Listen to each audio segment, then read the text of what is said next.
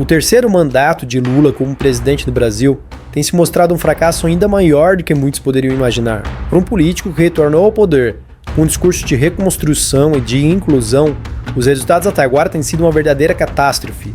Ao longo do vídeo, eu vou te mostrar algumas das principais falhas do atual governo e te explicar por que eu acredito que não tem mais volta. De um mês para cá, foi uma sequência enorme de fracassos.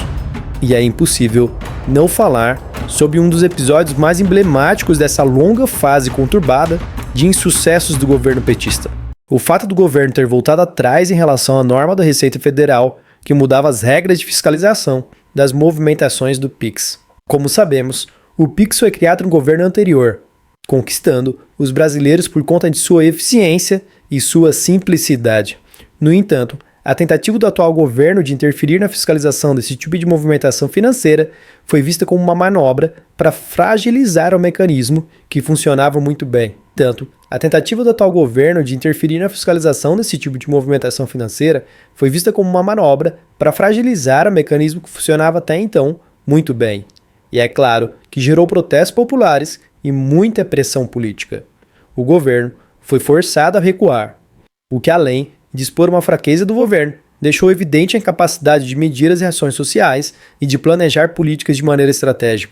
Não bastasse essa grande derrota do governo petista, uma outra polêmica veio da declaração infeliz do ministro da Casa Civil, Rui Costa, que sugeriu que os brasileiros deveriam evitar consumir a laranja devido ao aumento dos preços. O que é que se pode fazer?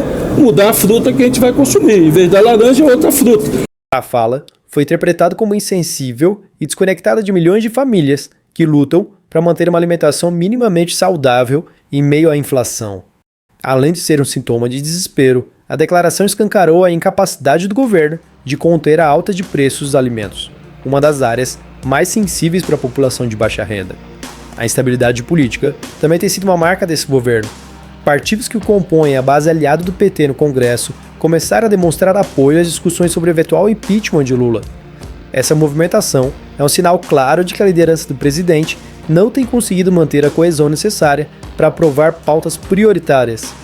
A perda de apoio pode ser atribuída tanto à falta de articulação quanto às expectativas não atendidas de aliados que aguardavam maiores benefícios dentro do governo Lula. O pior é que quando tudo parece que não tem como piorar, vê a notícia de que há uma sugestão da ala do PT para que seja promovido um aumento nos impostos sobre exportação para o agro brasileiro. O objetivo seria tornar o agro brasileiro menos competitivo a nível mundial, diminuindo a exportação e, consequentemente, forçando os produtores a baixarem o preço para o mercado interno.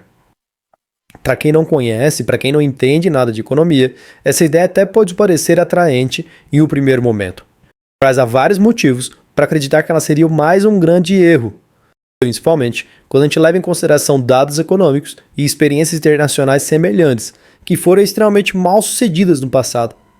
O agronegócio brasileiro é responsável por cerca de 23% de todo o PIB nacional e representa mais de 40% das exportações do país. Tributar pesadamente esse setor poderia desincentivar a produção, reduzir a competitividade do Brasil no mercado global e levar a represálias comerciais por parte de outros países. Além disso, boa parte dos produtos exportados é composta por commodities como soja, milho e carne bovina, cujo preço é estabelecido no mercado internacional. Assim, aumentar impostos sobre exportação não garantiria a redução de preços internos e poderia até resultar no contrário, uma menor oferta e preços ainda mais altos para os consumidores. Experiências em outros países mostram que medidas semelhantes fracassaram. Na Argentina, por exemplo, o aumento dos impostos sobre exportações de soja em 2008 levou a protestos massivos por parte de agricultores, além de uma significativa queda na produção.